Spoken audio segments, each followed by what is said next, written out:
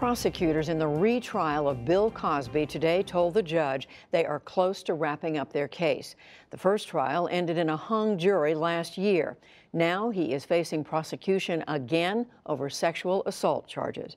Yamiche Alcindor gets the latest. It comes after a judge ruled today that jurors can hear Cosby's 2005 testimony admitting he gave quaaludes to women before what he says was consensual sex.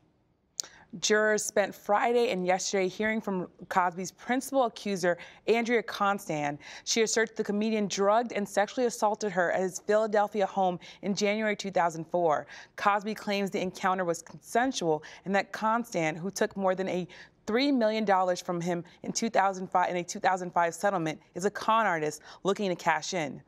More than 50 women have made similar accusations against Cosby, dating back decades. Cosby denies all charges of assault. Mary Claire Dale is a longtime Associated Press legal affairs reporter and currently on leave for a Nieman Fellowship in journalism. She has been in the courtroom throughout both trials and joins us now from Philadelphia. Mary Claire, thanks for being here. Now, several women have testified during this trial and have accused Cosby of using his celebrity status and drugs to sexually assault them. Walk me through what might have been powerful moments in the courtroom, and what are they saying? Right. This trial is different in that the judge allowed 5 other women who accused Cosby of drugging and molesting them to take the stand. Last year, when the jury deadlocked, only 1 other woman was allowed to testify to support Constand's accusations. So these women, they include the former supermodel Janice Dickinson, a Colorado music teacher, Heidi Thomas, and 3 others, testified to very similar patterns of alleged behavior. They say that they went to meet Cosby sometimes in a hotel suite or a home that they had gone to perhaps have an acting lesson, or they were hoping that he might introduce them to other people in the music or entertainment world, things like that. They said that they went there, that maybe they had a sip of wine, maybe he gave them some pills for a cold that knocked them out, and that they were then sexually assaulted. So the jury heard from these women. Of course, the defense came at them, talked about some, if they had ever had problems in their lives that maybe they said, called into question their credibility. Many of the women, nonetheless, maintain that their stories against Cosby are true. They acknowledged perhaps problems in their lives, but said that this was absolutely true, and that one even said, "You remember me, don't you, Mr. Cosby?" Talk to me about the Me Too movement and if at all what impact it's having on the trial. The first trial happened before the Me Too movement happened. This time around, things are different.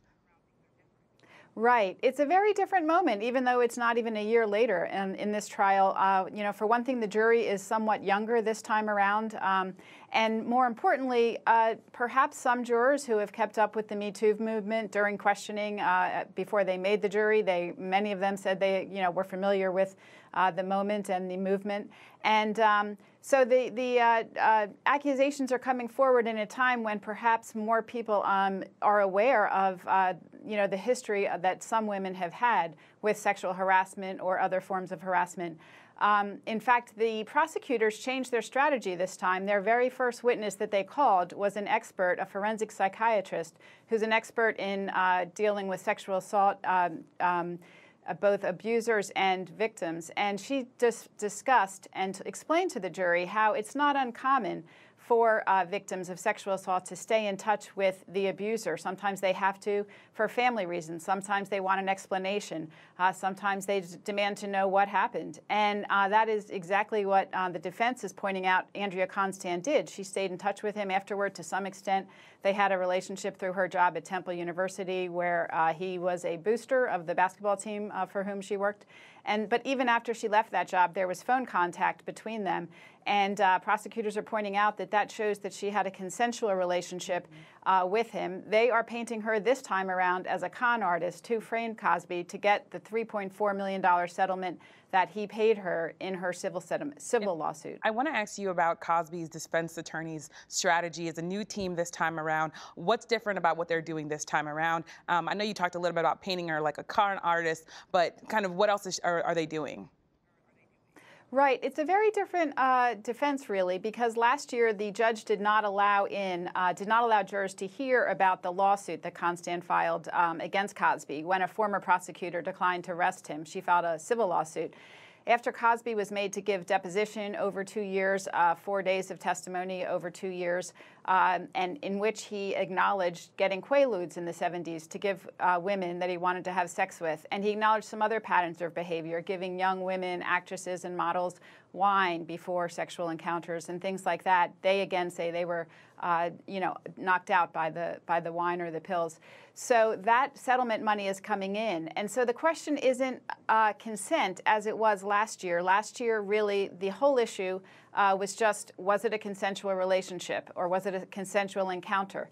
This time, they are saying that she was a con artist and deliberately set out a plan to frame Cosby and get this money.